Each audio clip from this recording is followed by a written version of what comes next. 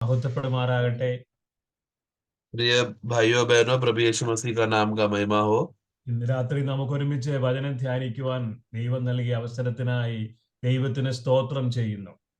इस रात के समय में प्रभु ने हमको वचन मनन करने के लिए जो अवसर दिया है उसके लिए मैं प्रभु को धन्यवाद देता हूँ।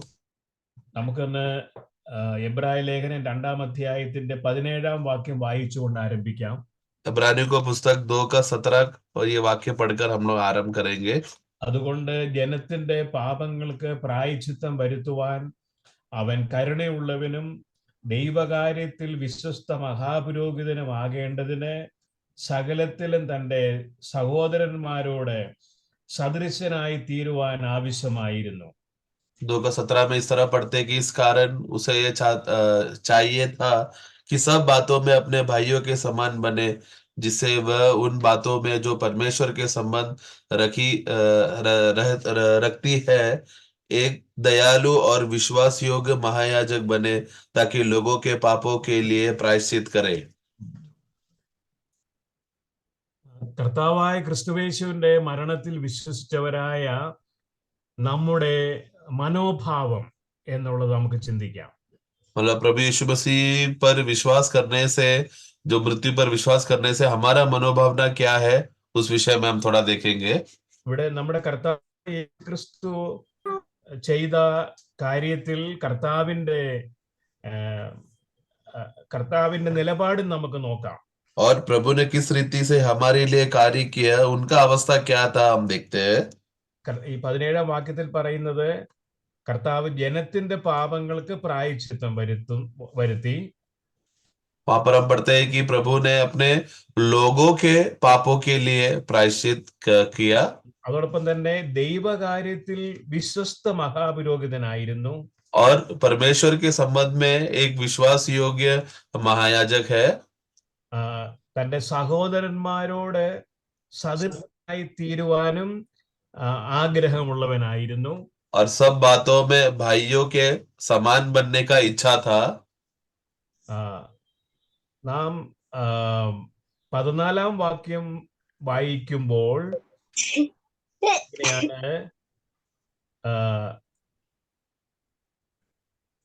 അതെ, 14वां वाक्य इस रीति से है,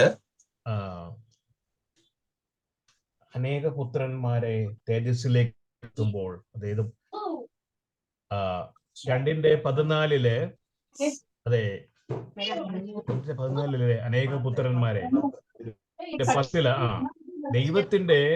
ദൈവം ഒരു പുത്രനെ ഭൂമിയിലേക്ക് അയക്കുമ്പോൾ അനേക പുത്രന്മാരെ നേടണമെന്ന് ദൈവത്തിന് ആഗ്രഹമുണ്ടായിരുന്നു. जब परमेश्वर ने अपना एकलौता पुत्र को जब भेजा, तो उनका ये इच्छा था कि बहुत सारे पुत्र उस यीशु मसीह के द्वारा होए। അതെ, അതിനുവേണ്ടി 9-ാം വാക്യത്തിൽ അവൻ അനുഭവിച്ചതായ താഴ്ചയെ കുറിച്ച് 9-ാം വാക്യത്തിൽ കാണുന്നുണ്ട്. जिसके वजह से वाक्य 9 में किस रीति से वो अपने आप को नम्र हुआ करके और वो नम्रता का अनुभव किया करके हम पढ़ते हैं। ദൈവത്തിന് അനേക പുത്രന്മാര് വേണം. तो परमेश्वर को बहुत से पुत्र चाहिए। അതെ, ആ പുത്രന്മാരെല്ലാം നമ്മുടെ യേശു കർത്താവിനെ പോലെ ആയിരിക്കണമെന്നും നമ്മള് റോമർ 8:29 വായിക്കുന്നുണ്ട്. और रोमियो 8:29 में हम पढ़ते समय में हम देखते हैं कि वो सब मसीह के रूप में वो लोग अनुरूप रहे, उसी के रूप में रहे, दिखना चाहिए करके वो आग्रह करता है। അതെ, അതിനുവേണ്ടിയാണ് അവൻ കഷ്ടം അനുഭവിച്ചത്. जिसके लिए वो कष्ट सहा। അവന് അതെ വചനമായിരുന്നവൻ അതിനുവേണ്ടി ജഡരക്തങ്ങളോട് കൂടെ വന്നു എന്നാണ് 14-ാം വാക്യം നമ്മൾ വായിക്കുന്നത്. और जो मांस और लहू में थे, उन लोगों को बचाने के लिए प्रभु जो वचन था, वो मांस और लहू लेकर हम लोगों के बीच में आया। അങ്ങനെ ജഡരക്തങ്ങളോട് കൂടിയവനായി വന്നിട്ട് തന്നിൽ വിശ്വസിക്കുന്നവർക്ക് നേരിടാൻ സാധ്യതയുള്ള എല്ലാ പ്രതികൂല കാര്യങ്ങളോടും ഇടപെട്ടു. और जो मांस और लहू में थे, प्रभु यीशु मसीह जब मांस और लहू में आया, वो उनके सामने जो भी कष्ट और कठिनाई था, वो सब उन्होंने सामना किया। അതെ, തന്നിൽ വിശ്വസിക്കുന്നവർക്ക് യാതൊരു തടസ്സവും കൂടാതെ ദൈവത്തെ സേവിപ്പാനുള്ള എല്ലാ വഴികളും അവന്റെ ക്രൂശ് മരണത്തിലൂടെ അവൻ ഒരുക്കി. और अपने विश्वास करने वाले लोगों को विश्वास करने के बाद प्रभु की उपस्थिति में सेवा करने के लिए जो भी रुकावटें था वो सबको रुकावट को प्रभु हटाया। അതെ, ഇന്നിപ്പോൾ നാം ആ, ലോകത്തിലെ എല്ലാ അനുഗ്രഹങ്ങളും അനുഭവിപ്പാൻ തക്കവണ്ണം അനുഗ്രഹിക്കപ്പെട്ടിരിക്കുകയാണ്. അതിനുള്ള വഴി ക്രിസ്തു തുറക്കുകയും ചെയ്തു. और उस रीति से हमें स्वर्ग का सब प्रकार का आशीषों का अनुभव कर सके, उस अनुभव करने के लिए सब प्रकार का रास्ता प्रभु ने खोल दिया। ഓക്കെ, അപ്പൊ ഇനിയും നമുക്ക് നമ്മുടെ കർത്താവിനോട് എങ്ങനെ നമുക്ക് നന്ദി പുലർത്താൻ കഴിയും? जिसकी वजह से अभी किस रीति से हम प्रभु को हम धन्यवाद दे सकते हैं? ഇവിടെ നമ്മുടെ കർത്താവും താണിറങ്ങി വന്നപ്പോൾ അവൻ സകലത്തിലും 17-ാം വാക്യത്തിൽ കാണുന്നത് സകലത്തിലും തന്റെ സഹോദരന്മാരോട് സദൃശനായി തീരുവാൻ അവൻ ആഗ്രഹിച്ചു. और हम यहाँ पर पढ़ते हैं कि जब प्रभु नम्र हुआ, उस वाक्य 14 में हम देखते हैं कि वो सभी विषयों में अपने भाइयों के समान होकर उनके सदृश्य में आया। അപ്പോൾ അതിലുള്ള ദൈവോദ്ദേശം അനേക പുത്രന്മാരെ ഈ കർത്താവിനെ പോലെ ആയിത്തീരണം. और वो ये आग्रह था कि बहुत सारे लोग, सब लोग, बहुत से लोग बन जाए जो परमेश्वर के पुत्र के समान बन जाए। അതെ, അവന് ക്രൂസിൽ അത് മരണ പുനരുത്ഥാനത്തിലൂടെ അവൻ ജയാളിയായി തീർന്നു. और क्रूस के मृत्यु और पुनरुत्थान से वो जयवंत हो गया। അതെ, നമുക്ക് 110-ാം സങ്കീർത്തനത്തില് ഇങ്ങനെ ഒരു വാക്യമുണ്ട്. 110 भजन संगीता में 110-ാം സങ്കീർത്തനം 1-ാം വാക്യം. 110 का 1 में हम पढ़ते हैं, ഇങ്ങനെയാണ്: യഹോവ എന്റെ കർത്താവിനോട് അരുളി ചെയ്യുന്നത്, ഞാൻ നിന്റെ ശത്രുക്കളെ നിന്റെ പാദപീഠമാക്കുവോളം നീ എന്റെ വലത്ത് ഭാഗത്തിരിക്കാം. 110 का 1 पढ़े। मेरे प्रभु से यहोवा की वाणी यह है कि तू मेरे दाहिने हाथ बैठ, जब तक मैं तेरे शत्रुओं को तेरे चरणों की चौकी न कर दूं. 45-ാം സങ്കീർത്തനത്തിലുമുണ്ട്. 45 भजन संगीता में भी हम पढ़ते हैं, 7-ാം വാക്യം: നീ നീതിയെ ഇഷ്ടപ്പെട്ടു ദുഷ്ടതയെ ദ്വേഷിക്കുന്നു, അതുകൊണ്ട് നിന്റെ ദൈവം തന്നെ നിന്റെ കൂട്ടുകാരിൽ പരമായി നിന്നെ ആനന്ദ തൈലം കൊണ്ട് അഭിഷേകം ചെയ്തിരിക്കുന്നു. 45 का 7 पढ़ना। तूने धर्म से प्रीति और दुष्टता से बैर रखा है, इस कारण परमेश्वर ने, हाँ तेरे परमेश्वर ने तुझको तेरे साथियों से अधिक हर्ष के तेल से अभिषेक किया है. അതെ, 6-ാം വാക്യം: ദൈവമേ, നിന്റെ സിംഹാസനം എന്നും എന്നേക്കും ഉള്ളതാകുന്നു, നിന്റെ രാജ്യത്വത്തിന്റെ ചെങ്കോൽ നീതിയുള്ള ചെങ്കോലാകുന്നു. बाकी 6 पढ़ना। हे परमेश्वर, तेरा सिंहासन सदा सर्वदा बना रहेगा, तेरा राजदंड न्याय का है. അപ്പോൾ ദൈവത്തിന്റെ പദ്ധതിയിലുള്ള ഒരു കാര്യം, തന്റെ പുത്രൻ എന്നുമെന്നേക്കും രാജാവായിരിക്കണം. അവൻ എന്നേക്കും, അവന്റെ സിംഹാസനം എന്നേക്കും ഉള്ളതുമാണ്. तो परमेश्वर का ये आग्रह है कि उनका पुत्र यीशु मसीह सर्वदा के लिए राजा बने रहे, क्योंकि उसका सिंहासन जो है सर्वदा का है. അതെ, ഇനിയാണ് നമുക്ക് ഒരു ഇതിന് മധ്യേ വിഷമകരമായ ഒരു പ്രശ്നമുണ്ട്. अब ये अवस्था में होते समय इसके बीच में एक तकलीफ का विषय भी है. അതെ, ദൈവത്തിന്റെ ജനം അവരുടെ ആത്മാവ് രക്ഷിക്കപ്പെട്ടതാണെങ്കിലും അവർ ഈ ഭൂമിയിലാണ് ജീവിക്കുന്നത്.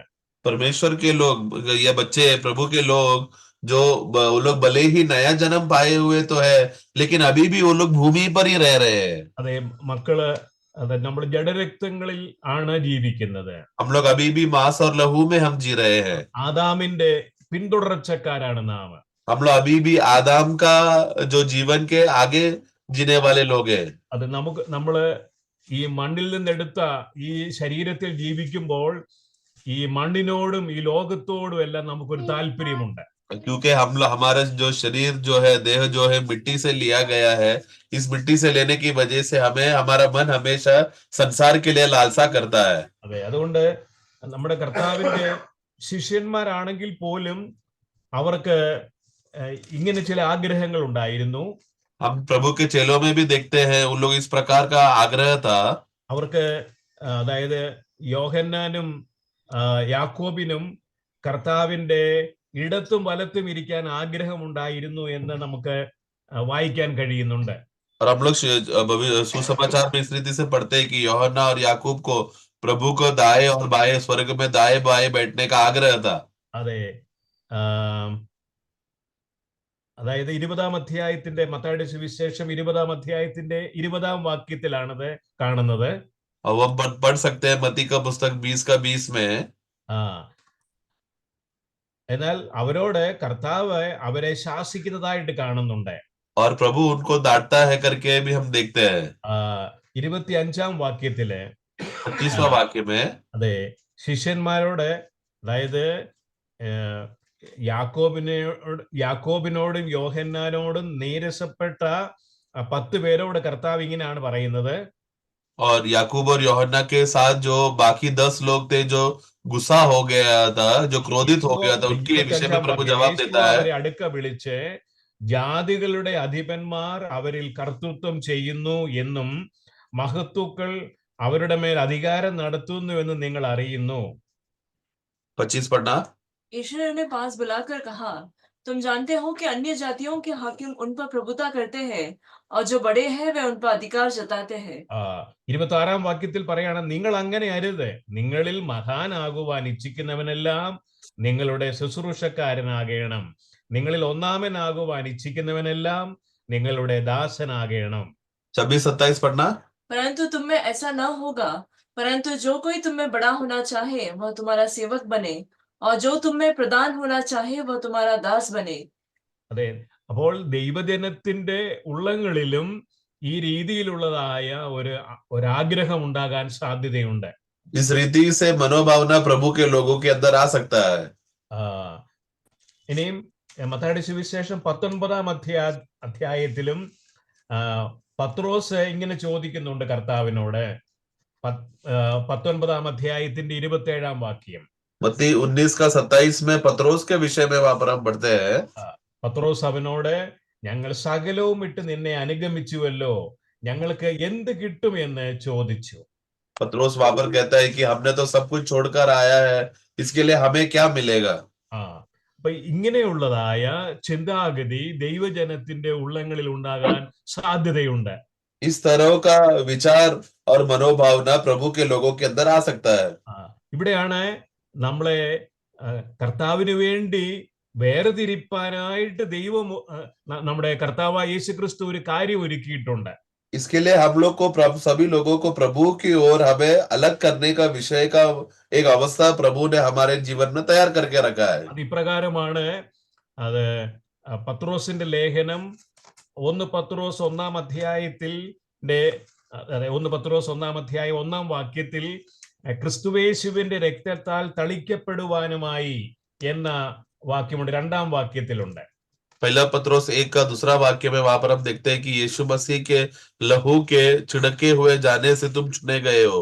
അതെ, അപ്പോൾ ക്രിസ്തുവേശു നമുക്ക് വേണ്ടി അതെ ഒരിക്കൽ ചെയ്ത ആ പ്രവൃത്തിയുടെ ശക്തി, അതിന്റെ ഫലദായക ശക്തി എന്നേക്കും നിലനിൽക്കുന്നതാണ്. प्रभु ने एक बार किया हुआ उस कार्य की वजह से जो फल है वो फल सर्वदा के लिए है। അതെ, എന്നാൽ നാം ദിനംതോറും കർത്താവിങ്കിലേക്ക് വന്ന് അത് അനുഭവമാക്കേണ്ടതായിട്ടുണ്ട്.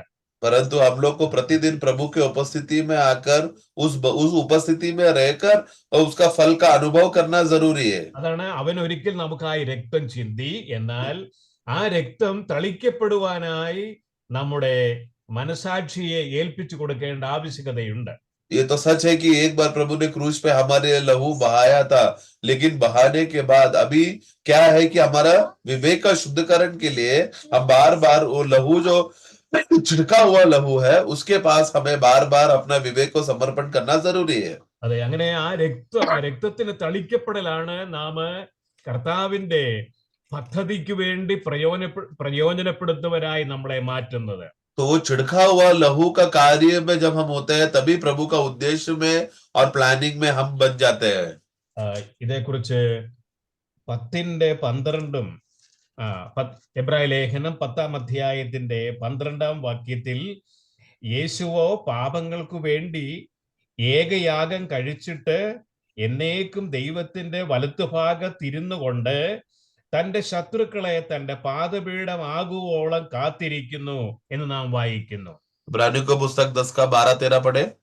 पर यह व्यक्ति तो पापों के बदले एक ही बलिदान सर्वदा के लिए चढ़ाकर परमेश्वर के दाहिने जा बैठा, और उसी समय से इसकी बात जो रहा है कि उसके बैरी उसके पांवों के नीचे की पीढ़ी बने।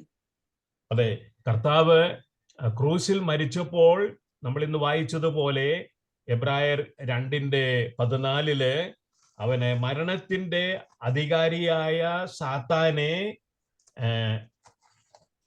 എങ്ങനെയാണ് തന്റെ മരണത്താൽ തന്റെ മരണത്താൽ നീക്കി എന്ന് നമ്മൾ വായിക്കുന്നു.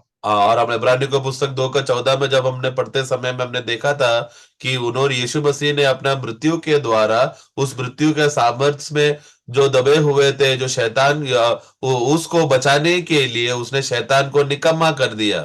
ഇനിയിപ്പോൾ തന്റെ ശത്രുക്കൾ തന്റെ പാദപീഠം ആകാൻ വേണ്ടി കാത്തിരിക്കുകയാണ്. और अभी प्रभु के सारे शत्रु लोग उनके पाद चिन्ह में आ जाए, पाव तले आ जाए, उसके लिए वो इंतजार कर रहा है. അതെ, റോമർക്കെഴുതിയ ലേഖനം 16:20 ഇങ്ങനെയാണ്: സമാധാനത്തിന്റെ ദൈവമോ വേഗത്തിൽ സാത്താനെ നിങ്ങളുടെ കാൽ കീഴെ ചതച്ചു കളയുമെന്ന് നമ്മൾ വായിക്കുന്നു. रोमियो का पुस्तक 16:20 में हम पढ़ते हैं कि बहुत जल्दी शांति का परमेश्वर शैतान को तुम्हारा पाव तले कुचल देगा, रौंद देगा. അതെ, ഇവിടെയാണ് ഒരു വിഷയം. അതെ, നമ്മെ കർത്താവ് വീണ്ടെടുത്തു എങ്കിലും നമ്മിൽ ലോകത്തിൻ്റെതാകുന്ന പല കാര്യങ്ങളും ഉണ്ടെന്ന് നമ്മൾ ചിന്തിക്കുകയുണ്ടായി. तो जैसा हमने देखा था कि प्रभु ने भले हमको छुटकारा तो दिया है, लेकिन अभी भी संसार की बहुत से बातों में हमें छुटकारा पाना, उद्धार पाना बाकी है. അതെ, എനിക്ക് എന്ത് കിട്ടും എന്നുള്ള ചിന്താഗതി, അതുപോലെ എനിക്ക് വലിയവനായി തീരണം എന്നുള്ളതായ ചിന്താഗതി. तो उसमें से हमने दो बातों को हमने देखा कि मैंने संसार को छोड़, मैं प्रभु आपके पीछे तो आ गया हूं, अभी मुझे क्या मिलेगा, एक बात, और मैं क्या आपके राज्य में मैं बड़ा हो जाऊंगा क्या करके, ये दूसरी बात. ये बात मनु का भावना अभी भी हमारे अंदर है. എന്നാൽ ഇങ്ങനെയുള്ള സമയങ്ങളിലാണ് നമുക്ക് വേണ്ടി ക്രിസ്തുവിന്റെ രക്തത്തിന്റെ തളിക്കപ്പെടൽ നമുക്ക് വേണ്ടി ദൈവം നൽകിയിരിക്കുന്നത്. ये सब अवस्था जब हमें दबाते रहते समय में, ऐसे अवस्था में है यीशु मसीह का छिड़का हुआ लहू का कार्य का उपयोग होता है. ആ രക്തത്തിന്റെ പ്രയോഗത്തിലൂടെയാണ് നാം ദിനംതോറും കർത്താവിനായി വേർതിരിക്കപ്പെട്ടുകൊണ്ടേയിരിക്കുന്നത്. और क्योंकि प्रभु का लहू का कार्य की वजह से प्रतिदिन हम प्रभु के लिए अलग किए जा रहे हैं. അതെ, ഇങ്ങനെ ഇവയുടെ മേൽ ജയം നേടിയ ഒരു കൂട്ടം പുത്രന്മാരെയാണ് ദൈവത്തിന് ആവശ്യം. इस रीति से ये सब बातों में विजय प्राप्त किए हुए लोग, इस प्रकार के लोग परमेश्वर चाहते हैं. അതെ, ഇവരെ കാണുമ്പോൾ ഇങ്ങനെയാണ് നമ്മൾ എഫെസ് ലേഖനത്തിൽ വായിക്കുന്നത്. എഫെസ് ലേഖനം 4-ാം അധ്യായത്തിന്റെ 8-ാം വാക്യത്തിൽ അവിടെ സഭയെ കാണുമ്പോൾ സ്വർഗത്തിലെ വാഴ്ചകൾക്കും അധികാരങ്ങൾക്കും ഉണ്ടാകുന്ന കാര്യത്തെക്കുറിച്ച് നാം വായിക്കുന്നുണ്ട്. एफेसियों का पुस्तक में पढ़ते समय में वहां पर किस रीति से स्वर्गीय स्थान का अधिकारों को के विषय में वहां पर हम देखते हैं. അതെ, എഫെസ് ലേഖനം 4-ാം അധ്യായത്തിന്റെ 10-ാം വാക്യത്തിൽ, മലയാളത്തിൽ 10-ാം വാക്യത്തിലാണ്: അങ്ങനെ ഇപ്പോൾ സ്വർഗത്തിൽ വാഴ്ചകൾക്കും അധികാരങ്ങൾക്കും 3:10 ഇങ്ങനെയാണ്: അങ്ങനെ ഇപ്പോൾ സ്വർഗത്തിൽ വാഴ്ചകൾക്കും അധികാരങ്ങൾക്കും ദൈവത്തിന്റെ ബഹുവിധമായ ജ്ഞാനം അവൻ നമ്മുടെ കർത്താവായ യേശുക്രിസ്തുവിൽ നിവർത്തിച്ച അനാദി നിർണയപ്രകാരം സഭ മുഖാന്തരം അറിവായി വരുന്നു. पढ़ना एफेसियों का पुस्तक 3:10. ताकि अब कलीसिया के द्वारा परमेश्वर का नाना प्रकार का ज्ञान उन प्रधानों और अधिकारियों पर जो स्वर्गीय स्थानों में है प्रकट किया जाए. സ്വർഗത്തിൽ വാഴ്ചകളും അധികാരങ്ങളും ഉണ്ട്. तो स्वर्ग में प्रधानों और अधिकारियों है. അതെ, അവിടെ നമുക്കറിയാം സ്വർഗത്തിൽ സംഭവിച്ച ഒരു കാര്യം, ഒരു ദൂതൻ അത് ദൈവത്തെ പോലെ ആകണമെന്നും ദൈവത്തിന്റെ സിംഹാസനം അവന്റെ സിംഹാസനമാകണമെന്നുമുള്ള ആഗ്രഹിച്ചതിനാലാണ് അനേക പ്രശ്നങ്ങൾ ഉളവായത്. तो हम जानते हैं कि स्वर्ग में एक बहुत बड़ा विषय वहां पर हुआ था. उसमें से एक स्वर्गदूत ने इस तरह मना आग्रह किया कि मैं एक दिन सिंहासन बनाऊंगा जो परमेश्वर के सिंहासन के समान रहेगा और उससे भी बड़ा बनाऊंगा. ये विचार था उस स्वर्गदूत में आने की वजह से स्वर्ग में बहुत बड़ा गड़बड़ी आया. അതെ, എന്നാൽ 9-ാം വാക്യം ഇങ്ങനെയാണ്: സകലവും സൃഷ്ടിച്ച ദൈവത്തിൽ അനാദികാലം മുതൽ മറഞ്ഞു കിടന്ന മർമ്മത്തിന്റെ വ്യവസ്ഥ ഇന്നതെന്ന് എല്ലാവർക്കും പ്രകാശിപ്പിക്കാനുമായി ഈ കൃപ നൽകിയിരിക്കുന്നു. वाक्य 9 पढ़ना। और सब पर यह बात प्रकाशित करो कि उस भेद का प्रबंध क्या है जो सबके सृजनहार परमेश्वर में आदि से गुप्त था. അതെ, ദൈവത്തിന്റെ സകലവും സൃഷ്ടിച്ച ദൈവത്തിൽ അനാദികാലം മുതൽ മറഞ്ഞു കിടന്ന മർമ്മമാണ് സഭ എന്നുള്ളത്. तो प्रभु ने जो सृष्टि जब किया था, परंतु सृष्टि करने में पहले से ही प्रभु का जो एक बहुत बड़ा अनादि काल से बहुत समय से छुपा हुआ गुप्त रहा हुआ एक बात था, वो है कलीसिया मंडली. അതെ, അതിനുവേണ്ടിയാണ് ക്രിസ്തു നമ്മെ സ്നേഹിക്കുകയും നമ്മെ വീണ്ടെടുക്കുകയും ചെയ്ത കാര്യം വെളിപ്പാട് പുസ്തകം 1-ാം അധ്യായത്തിൽ നാം വായിക്കുന്നു. जिस विषय में उन्होंने हमसे प्रेम किया है करके हम लोग प्रकाशित वाक्य 1 अध्याय में हम पढ़ते हैं. അതെ, അവിടെ വെളിപ്പാട് പുസ്തകം 1-ാം അധ്യായത്തിന്റെ 6-ാം വാക്യത്തിൽ നമ്മെ സ്നേഹിക്കുന്നവനും നമ്മുടെ പാപം പോക്കി നമ്മെ തന്റെ രക്തത്താൽ വിടുവിച്ച് തന്റെ പിതാവായ ദൈവത്തിന് നമ്മെ രാജ്യവും പുരോഹിതന്മാരുമാക്കി തീർത്തവനുമായവന് എന്നേക്കും മഹത്വവും ബലവും ആമേൻ എന്ന് വായിക്കുന്നു. जो हम लोग प्रकाशित पुस्तक 1 का 5 और 6 में 5 का आखिरी भाग से जो हमसे प्रेम रखता है और जिसने हमें अपने लहू के द्वारा अपने पापों से हमें छुड़ाया और हमें एक राज्य और पिता परमेश्वर के लिए याजक बनाया, उसी की महिमा और परमकार युगानुयुग रहे, आमीन. ആമേൻ. ഇവിടെ 6-ാം വാക്യത്തിൽ ഇംഗ്ലീഷില് and hath made us kings and priests and God എന്നാണ്.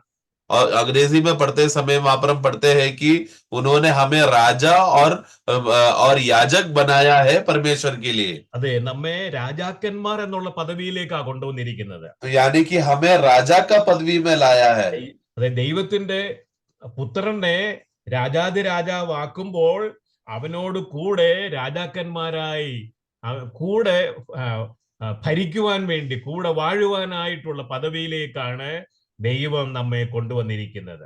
तो जब प्रभु यीशु मसीह राजाओं का राजा बन जाएगा, उसके साथ साथ हम लोग सह राजा बनकर उनके साथ राज्य करें, इस तरह का पद्धति और इच्छा है पिता परमेश्वर ने रखा है. അതെ, ഇങ്ങനെയുള്ള ഈ അവസ്ഥയിൽ അതെ നമുക്ക് വേണ്ടി ദൈവം ഉന്നതമായ പദവി നൽകിയിരിക്കുമ്പോൾ കർത്താവിന്റെ ശിഷ്യന്മാരെ പോലെ ഉള്ള ചിന്താഗതി നമ്മിലും ഉണ്ടാകാം. तो इस तरह का ऊंचा दर्जा और ऊंचा पदवी जब प्रभु ने हमारे लिए तैयार करके रखा है, इस तरह का बातें चलते समय में हमारे जीवन में जैसे चेले लोग ने दुनिया की बातों का इच्छा किया और पदवी चाहा, ऐसा मनोभावना हमारे अंदर आ सकता है. എന്നാൽ നമ്മുടെ കർത്താവായ യേശുക്രിസ്തു നമുക്കൊരു നല്ല മാതൃക കാണിച്ചു തന്നിട്ടുണ്ട്. लेकिन हमारा प्रभु ने हमारे लिए अच्छा आदर्श बना के दिया है. അതെ, അവന് ഇവിടെ നമ്മെ പോലെ ജഡരക്തങ്ങളോട് കൂടിയവനായിട്ടാണ് ഇവിടെ ജീവിച്ചത്. क्योंकि प्रभु इस दुनिया में जब वो आया था, वो हमारे समान उसके पास भी मांस और लहू में वो जिया. അതെ, അവന് ഇവിടെ വിശപ്പും ദാഹവും ഉണ്ടായിരുന്നു. उनको भी भूख और प्यास लगा. നമുക്കറിയാം, അവന് നമ്മുടെ യേശു കർത്താവ് ശമരിയ സ്ത്രീയെ കാണുമ്പോൾ അവന് ദാഹമുണ്ടായിരുന്നു. हम यूहन्ना का सुसमाचार अध्याय 4 में हम पढ़ते हैं कि जब यीशु ने वो शमरिया स्त्री का घटना में वहां पर यीशु को प्यास लगा करके ऐसा शमरिया स्त्री से कहा. അതെ, അവളോട് സംസാരിച്ചു. ഇവിടെ വെള്ളം ഒന്നും കുടിച്ചതായിട്ട് കാണുന്നില്ല. तो और वो शमरिया स्त्री से बात तो किया, लेकिन पानी पिया करके वहां पर हम नहीं देखते. അതുപോലെ ശിഷ്യന്മാരെ കർത്താവിനോട് ആഹാരം കഴിക്കാനും പറയുന്നുണ്ട്. और उसी के बाद हम देखते हैं कि चेले लोग कहता है कि प्रभु को खाना खाने के लिए. എന്നാൽ കർത്താവ് അതിന് കൊടുത്ത ഒരു മറുപടിയാണ്, എന്നെ അയച്ചവന്റെ ഇഷ്ടം ചെയ്യുന്നതാണ് അത് എന്റെ ആഹാരം എന്ന് പറയുന്നു. तो प्रभु उस विषय में जवाब देते समय में प्रभु कहता है कि मुझे जिसने भेजा है उस भेजने वाले का इच्छा करना ही मेरा भोजन है. എത്രാം വാക്യമാണ്? 4-ാം അധ്യായത്തിന്റെ 34-ാം വാക്യത്തില് യേശു അവരോട് പറഞ്ഞത്, എന്നെ അയച്ചവന്റെ ഇഷ്ടം ചെയ്ത് അവന്റെ പ്രവൃത്തി തികയ്ക്കുന്നത് തന്നെ എന്റെ ആഹാരം. प्रभु जवाब देता है, जब चेले लोग ने खाना खाने के लिए पूछते समय में यूहन्ना 4 का 34 में यीशु जवाब देता है कि अपने भेजने वाले का इच्छा के अनुसार चलूं और उसका काम को पूरा करूं, यही मेरा भोजन है. കർത്താവ് ഇവിടെ വന്നപ്പോൾ അവന്റെ ഭൗതിക ആവശ്യങ്ങളെക്കാൾ ഉപരി അവനെ അയച്ച പിതാവിന്റെ ഇഷ്ടം അല്ലെങ്കിൽ അവന്റെ പ്രവൃത്തി തികയ്ക്കുന്നതിലായിരുന്നു കർത്താവിന് സന്തോഷം. तो प्रभु का खुशी और आनंद उस बात में था कि ये दुनिया का भोजन और दुनिया का इच्छा की बातों को पूरा करने से भी ज्यादा पिता परमेश्वर जिसने उसको भेजा है उसका इच्छा को पूरा करूं.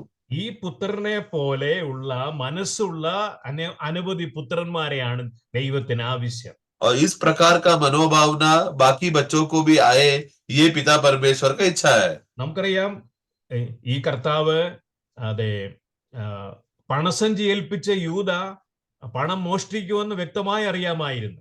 हम जानते हैं कि प्रभु ने जब चेलों के साथ घूमते समय में उनको जो पैसा संभालने का जो जिम्मेदारी यूदास इस्करियोत को दिया था, और प्रभु जानता था कि वो उस पैसे का थैली से पैसा चुराएगा करके, തന്നെ ഒറ്റിക്കൊടുക്കുമെന്നും അറിയാമായിരുന്നു. और जो वो ये भी जानता था कि यही यूदास उसको पकड़ाएगा. എന്നിട്ട് പോലും അവനെയും കൊണ്ടു നടന്നു. तो भी प्रभु उसको साथ में लेकर गया അവസാനത്തോളം കൊണ്ടു നടന്നു. और अंत तक साथ में रखा. അവൻ വിട്ടു പോകുവോളം കൊണ്ടു നടന്നു. जब तक यूदास खुद छोड़कर नहीं जाता तब तक यीशु ने साथ में रखा. അവനെ ഒരു വാക്ക് പറഞ്ഞു പോലും അവനെ വേദനിപ്പിച്ചില്ല. और एक कोई भी बात ऐसा बोलकर उसको दुखाया नहीं. അപ്പോൾ കർത്താവ് നമുക്ക് നല്ല ഒരു മാതൃകയാണ് കാണിച്ചു തന്നിരിക്കുന്നത്. प्रभु ने हमें एक अच्छा आदर्श देकर गया है. അവന് നമ്മെ പോലെ വന്നുവെങ്കിലും ജഡത്തില് അവന് പല ആവശ്യങ്ങൾ ഉണ്ടായിരുന്നെങ്കിലും അതിനേക്കാളെല്ലാം ഉപരി തന്നെ അയച്ച പിതാവിന്റെ പ്രവൃത്തിയെ തികയ്ക്കണം എന്നുള്ളതായിരുന്നു അവന്റെ ആഗ്രഹം. प्रभु जब इस दुनिया में आया हमारे समान, जब वो इस दुनिया में आया मांस और लहू में था, और उनको भूमि में रहते समय में हम देखते कि किस तरीके से वो कमजोरी में था, लेकिन कभी भी उसके पीछे वो गिरा नहीं, बल्कि पिता का जो इच्छा था उसको पूरा करे, वही इच्छा और मनोभावना में वो जिया. അതെ, ഈ മനോഭാവത്തിലേക്ക് നമ്മെ ഉയർത്തുവാൻ ക്രിസ്തുയേശുവിന്റെ രക്തത്തിന്റെ തളിക്കൽ എപ്പോഴും നമുക്ക് ഹൃദയത്തിൽ അനുഭവിപ്പാനുള്ള വകയും കർത്താവ് ഒരുക്കിയിട്ടുണ്ട്. और इस मनोभावना से हम लोग बचकर प्रभु के मनोभावना में बने रहने के लिए छिड़का हुआ लहू का अनुभव हमको मिले, वो बात का प्रबंध भी प्रभु ने किया है. ഇങ്ങനെ ഈ അന്ത്യകാലത്ത് ഇത് പ്രായോഗികമാക്കുമ്പോൾ ചില പരിണിത ഫലങ്ങൾ അതിന് ഉണ്ടാകും. और ये अंतिम दिनों में जब इसका लाभ जब हमको मिलते समय में उसका फल को भी हमें देखने मिलेगा. ഈ വക്രതയുള്ള ലോകത്തിൽ ദൈവം നമ്മെ ആക്കി വെച്ചിരിക്കുമ്പോൾ ക്രിസ്തുവിന്റെ രക്തത്താൽ വിശുദ്ധീകരിക്കപ്പെട്ട ഹൃദയമുള്ളവരായ ദൈവത്തിന്റെ ജനം എങ്ങനെ ആയിരിക്കണമെന്ന് നമുക്ക് നോക്കാം. तो ये दुष्ट दुनिया में जहां पर टेढ़े मेढ़े लोगों के बीच में किस रीति से हमें जीना है करके हम देखेंगे. അത് നാം വേർതിരിക്കപ്പെട്ടത് യേശു കർത്താവ് പിതാവിന്റെ ഹിതത്തിന് പിതാവിന്റെ ഇഷ്ടത്തിന് വേർതിരിക്കപ്പെട്ടതുപോലെ നാമും ദൈവ ഇഷ്ടത്തിന് വേണ്ടി വേർതിരിക്കപ്പെട്ടവരാണ്. जिस रीति से यीशु अपना इच्छा पिता परमेश्वर के इच्छा के लिए अपने आप को अलग किया करके रखा था, उसी रीति से हम भी वो इच्छा को पूरा करने के लिए अपने आप को अलग करना है. അതിനെ ക്രിസ്തുവിന്റെ മനസ്സ് നമ്മിലേക്ക് അധികമായി പകരുവാനും കർത്താവിന് ആഗ്രഹമുണ്ട്. और पिता का ये परमेश्वर का ये भी इच्छा है कि हमारा मन भी उस विषय में हमेशा प्रभु के बातों में मन रखे, इस अवस्था का मनोभावना में बने रहने, ये प्रभु का इच्छा है. അവൻ ക്രൂസിൽ നിറവേറ്റിയത് ഒക്കെയും നമുക്ക് അനുഭവിപ്പാൻ അതിലൂടെ സഹായമായി തീരും. और क्रूस में उन्होंने जो भी कुछ किया उसका फल हम सबको अनुभव हो सके, उस रीति से कार्य किया है. ജഡത്തിന്റെയും ലോകത്തിന്റെയും സ്വാധീനത്തിൽ നിന്ന് ക്രൂസ് നമ്മെ വേർപെടുത്തും. ताकि हमें शारीरिक स्वभाव और संसार का स्वभाव से क्रूस है जो हमें अलग करके हमें बचाता है. അതെ, നമുക്ക് നമ്മുടെ കൂട്ടു സഹോദരങ്ങൾക്ക് ഇടർച്ചക്കല്ലായി തീരാതെ വണ്ണം സഹായകമായി നിലകൊള്ളുവാനും നമ്മെ ദൈവം സഹായിക്കും. और अपने सहभाइयों के साथ जीते समय में कभी भी उनको ठोकर का पत्थर ना बने, बल्कि उनको सहयोग होकर साथ में चले, ऐसा अवस्था में प्रभु लेकर आएगा. അതിൽ നല്ലൊരു ഉദാഹരണമാണ് ഫിലമോന്റെ വീട്ടിലെ അവസ്ഥ. उसके लिए एक अच्छा उदाहरण हम देखते हैं, वो है फिलमोन का घर का अवस्था. അതെ, ധനികനായ ഫിലമോൻ അനേക അടിമകൾ ഉണ്ടായിരുന്നു. फिलमोन जो धनवान है उसके घर में बहुत से गुलाम थे. അതെ, ആ അടിമകളിൽ ഒരുവനായ ഓനെസിമോസ് വഞ്ചന കാണിച്ചു പോയിട്ടും അവനെ സ്വീകരിക്കുന്നു. और ये उसमें से एक गुलाम जो ओनेसिमोस था जिसने धोखा दिया फिलमोन को, फिर भी फिलमोन उसको स्वीकारता है. ഇനിയും എങ്ങനെയാണ് അടിമയായിട്ടല്ല സഹോദരനായിട്ട് അവനെ സ്വീകരിക്കുന്നു. और जब वापस स्वीकारते समय में तू एक गुलाम है, अपना काम कर बोल के, एक गुलामी का दशा में नहीं, बल्कि मसीह में सह भाई है बोलकर उसको स्वीकारा। അതിന്റെ ആ, ആ മനോഭാവം അവന്റെ കുടുംബത്തിലെ ഫിലമോന്റെ കുടുംബത്തിലെ ഫിലമോന്റെ ഭാര്യയിലും അതുപോലെ മകന്റെ ജീവിതത്തിലും പ്രകടമായി കാണാൻ കഴിയുന്നുണ്ട്. और यही स्वभाव फिलेमोन के घर में उसके बीवी और बच्चों के जीवन में भी प्रकट हुआ करके हम देखते हैं। അതെ, 2-ാം വാക്യത്തില്, ഫിലമോന്റെ ലേഖനം 2-ാം വാക്യത്തില് സഹോദരിയായ അപ്പിയയ്ക്കും ഞങ്ങളുടെ സഹപടനായ അർക്കിപ്പോസിനും നിന്റെ വീട്ടിലെ സഭയ്ക്കും എഴുതുന്നത് എന്നാണ്. तो वहां पर फिलेमोन का पुस्तक में जब वो लिखते समय में फिलेमोन का पुस्तक उसका पहला अध्याय वाक्य 2 पढ़ना। അതെ, और बहन अफीफिया और हमारे साथी योद्धा अर्किपोस और फिलेमोन के घर की कलीसिया के नाम। അതെ, എത്ര മനോഹരമായ ഒരു കുടുംബവും സഭയുമാണ് അവിടെ കാണാൻ കഴിയുന്നത്. देखो कितना आशीषमय एक कुटुंब और घर में जो कलीसिया है उसको हम देखते हैं। അതെ, തന്നോട് വഞ്ചന കാണിച്ച അടിമയായ ഒരുവനോട് ഏത് നിലയിൽ പെരുമാറാനും അന്ന് അവസരവും അതിനുള്ള അവസ്ഥകളും ഉണ്ടായിരുന്നു. तो जो मुझे धोखा दिया हुआ गुलाम, मैं उसके साथ कैसा व्यवहार करना चाहिए, गलत रीति से उसको छोड़ना नहीं करके, ये सब बातों का अवस्था फिलेमोन के जीवन में मौका था। എന്നാൽ ഇവയൊന്നും ഫിലമോനെ ബാധിച്ചില്ല. लेकिन ये सब बातें फिलेमोन को नहीं गिराया। അതെ, ക്രിസ്തുവേശു ചെയ്ത വേലയും ക്രിസ്തുവേശുവിന്റെ രക്തം തളിച്ചതിന്റെ പ്രയോജനവും പ്രതിഫലിക്കുന്നതായിരുന്നു ഫിലമോന്റെ ജീവിതം. बल्कि प्रभु यीशु मसीह ने किया हुआ कार्य का फल और उन्होंने छिड़का हुआ लहू का अनुभव का जो कार्य है, जो परिणाम था, वो जीवन उसमें लागू होकर वो जिया और उस रीति से प्रेम में वो कार्य किया करके हम देखते हैं। അതെ, ഇങ്ങനെയുള്ള സഭ, ഇങ്ങനെയുള്ള അനേകരെ ഉൾക്കൊള്ളുന്ന ഒരു കൂട്ടം വെളിപ്പെടുമ്പോഴാണ് സ്വർഗത്തിലെ വാഴ്ചകൾക്കും അധികാരങ്ങൾക്കും ദൈവത്തിന്റെ ബഹുവിധമായ ജ്ഞാനം വെളിപ്പെടാൻ കാരണമായി തീരുന്നത്. और इस रीति का स्वभाव में जब हम जीते समय में हम देखते हैं कि स्वर्ग में सभी जगहों पर प्रभु का जो चुने हुए मंडली कलीसिया का नाना प्रकार का मसीह का स्वभाव कलीसिया के द्वारा प्रकट होएगा। അതെ, ഇങ്ങനെ ഒരു കടമ നമുക്കുമുണ്ട്. इस प्रकार का जिम्मेदारी हमें भी है। ഏത് ബന്ധത്തിലും എല്ലാ ബന്ധങ്ങൾക്കും 2 അവസ്ഥകളുണ്ട്. हर रिश्ते में 2 पहलू है। ഒന്ന്, അനവധി പദവികള് അല്ലെങ്കിൽ അനവധി അനുഗ്രഹങ്ങൾ. एक है कि बहुत से आशीषें है, എന്നാൽ അതിനുള്ള പ്രതികരണമാണ് ഉത്തരവാദിത്വം നിറവേറ്റുക എന്നുള്ളത്. और जो बातें अधिकार प्रभु हमको दिया है उसके साथ हमको उसका जिम्मेदारी भी हमको करना है। അതെ, നമുക്ക് ക്രിസ്തുവേശുവിന്റെ രക്തച്ചൊരിച്ചിലൂടെ നമ്മെ അവൻ വീണ്ടെടുത്ത് അത് നമ്മെ രാജാക്കന്മാരാക്കണം എന്നുള്ള ഉദ്ദേശത്തോടു കൂടിയാണ് വേർതിരിച്ചിരിക്കുന്നത്. तो प्रभु ने जब अपना लहू बहाया, वो लहू बहाने का उद्देश्य क्या था कि वो हमें अलग करे और आगे चलकर हमें राजा बनाए। നമ്മെക്കുറിച്ച് ദൈവത്തിന് ഉന്നതമായ പദ്ധതികളുണ്ട്. हमारे विषय में प्रभु ने ऊंचा बातें सोच के रखा था। എന്നാൽ ഒരു ദൈവ പൈതൽ നമ്മൾ നേരത്തെ ചിന്തിച്ചതുപോലെ ശിഷ്യന്മാരെ പോലെ പദവിക്കും ലോകത്തിലെ കാര്യങ്ങൾക്കും വേണ്ടി പോവുകയാണെങ്കിൽ അത് അപ്പോൾ ദൈവത്തിന്റെ ഹിതം നമ്മിലൂടെ നിറവേറാതെ വരും. तो अगर ऐसा प्रभु ने हमारे लिए इतना बड़ा इच्छा हमारे लिए सोच के रखा है, परंतु प्रभु के विश्वासी लोग, जैसे हमने पहले देखा, चेले लोग ने दुनिया में थोड़ा इच्छा और स्थान और आदर पाने के लिए इच्छा रखा, अगर ऐसा मनोभाव ना रखेगा तो प्रभु के पीछे चलने की वजह से जो आशीष का जो लाभ है वो लाभ नहीं मिलेगा। എന്നാൽ നമ്മുടെ കർത്താവിന്റെ ആ മാതൃക വളരെ നമുക്ക് പ്രോത്സാഹനം തരുന്നതാണ്. परंतु प्रभु का एक आदर्श जो है, चाल चलन का आदर्श हमको एक प्रोत्साहन करता है। ഒരിക്കൽ കൂടെ നമുക്ക് 2:17 എബ്രായ ലേഖനം 2:17 നോക്കാം. वापस हम लोग इब्रानियों का पुस्तक 2:17 में हम पढ़ते हैं। അവന് ഒന്ന് ദൈവകാര്യത്തിൽ അവൻ വിശ്വസ്തനായിരുന്നു. हम देखते हैं कि परमेश्वर के संबंध के विषय में वो एक विश्वास योग्य दास था, അതോടൊപ്പം തന്റെ സഹോദരന്മാരോട് സദൃശനായും തീർന്നു. और वो अपने भाइयों के साथ समान बना। ഈ രീതിയിലാണ് നമ്മെ അവൻ സ്നേഹിച്ചത്. इस रीति से हम आपसे प्रेम किया। ഈ സ്നേഹത്താലായിരുന്നു നമുക്ക് വേണ്ടി അവൻ രക്തം ചൊരിഞ്ഞത്. इस स्वभाव में हमें अनुभव होने के लिए उन्होंने लहू बहाया। എന്നിട്ടാണ് അവനോട് കൂടെ രാജാക്കന്മാരായിരിക്കാൻ നമ്മെ വിളിച്ച് മാറ്റി വേർതിരിച്ചിരിക്കുന്നത്. और फिर हमें राजा बनने के लिए हमें बुलाकर अलग किया। ഓക്കെ, നമുക്ക് ഇതിനു വേണ്ടി ആഗ്രഹിക്കാം, हमें इस विषयों में हम लोग बढ़ने के लिए और इच्छा रखें, ഇതിനു വേണ്ടി നിലകൊള്ളാം. इस विषय में हम दौड़े। അപ്പൊ നമുക്ക് ഈ നിലയില് ഓനിസിമേസിനെ പോലെ ഉള്ള സഭാജീവിതം നയിപ്പാൻ നമുക്ക് കർത്താവ് നമ്മെ സഹായിക്കും.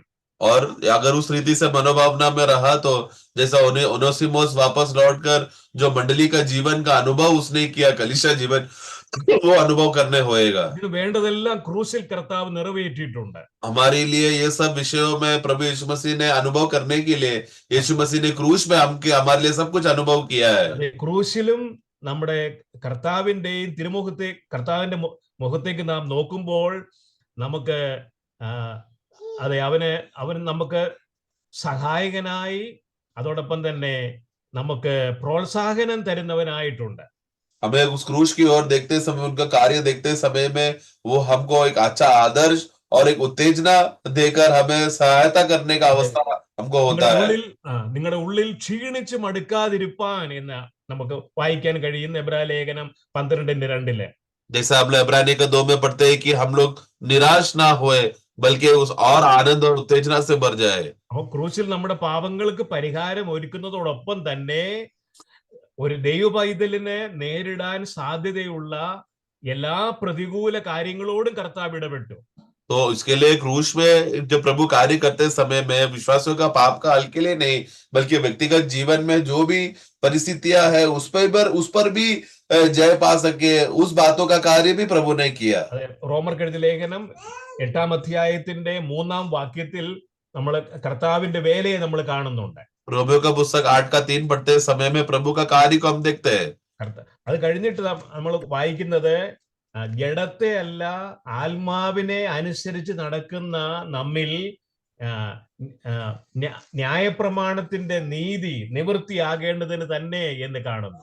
इसलिए उसके बाद हम पढ़ते हैं कि इसलिए कि व्यवस्था का विधि हम में जो शरीर के अनुसार नहीं वरन आत्मा के अनुसार चले हुए पूरी की जाए। ക്രൂസിൽ വെച്ച് കർത്താവ് തന്റെ ജഡത്തോട് തന്നെ കർത്താവ് ഇടപെടുകയുണ്ടായി. तो उसके लिए क्रूस में प्रभु कार्य करते समय में हमारा शरीर का जो अभिलाषा का अवस्थाओं के साथ प्रभु ने कार्य किया। അതെ, തന്നെ അനുഗമിക്കുന്നവർ ഇനിയും ജഡത്തെ അല്ല ആത്മാവിനെ അനുസരിച്ച് ജീവിക്കാനുള്ള വഴിയാണ് അവൻ തുറന്നത്. ताकि अभी से जो कोई प्रभु पे विश्वास करने वाले लोग अपने शारीरिक अभिलाषाओं के अनुसार नहीं लेकिन प्रभु के इच्छा के अनुसार जिए, इसके लिए प्रभु ने क्रूस में हमारा शरीर का कार्य के लिए भी उन्होंने क्रूस में कार्य किया।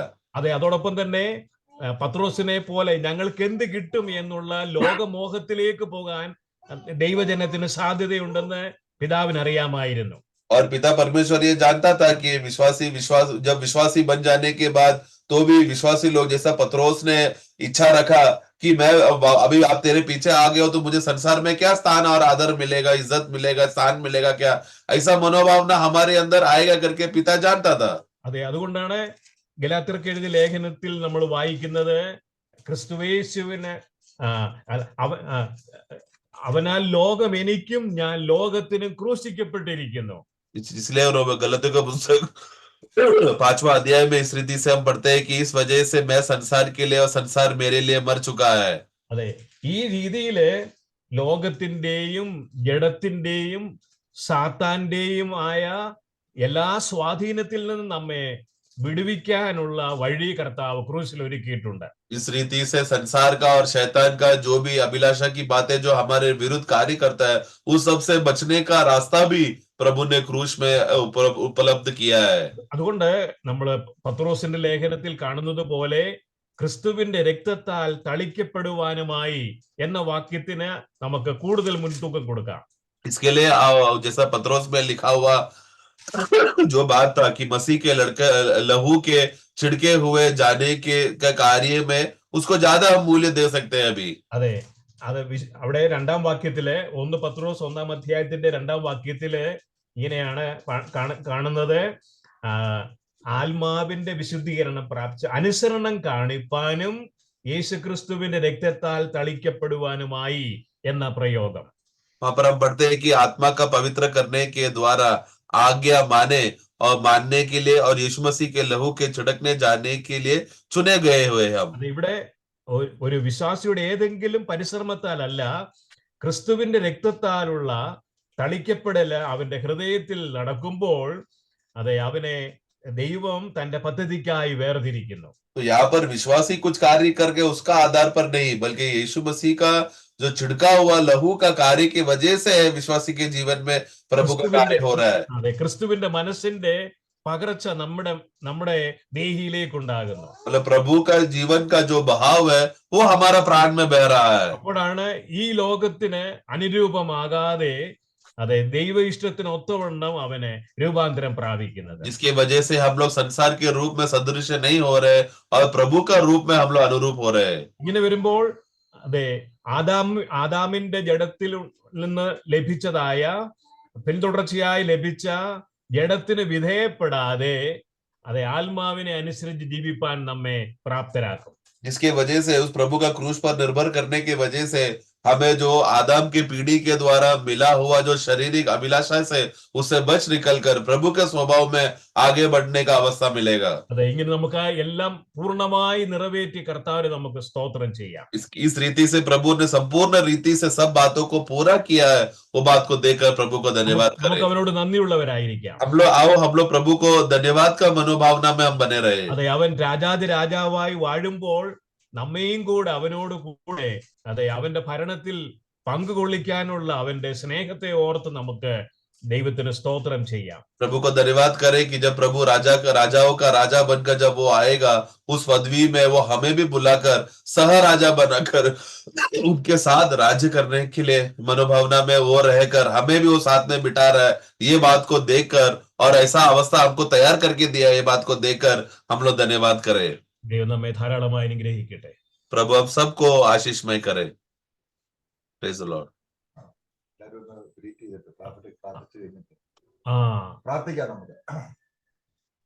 പ്രാർത്ഥിക്കാതെ കഴിഞ്ഞ് എല്ലാവരും പരസ്പരം കാണുകയും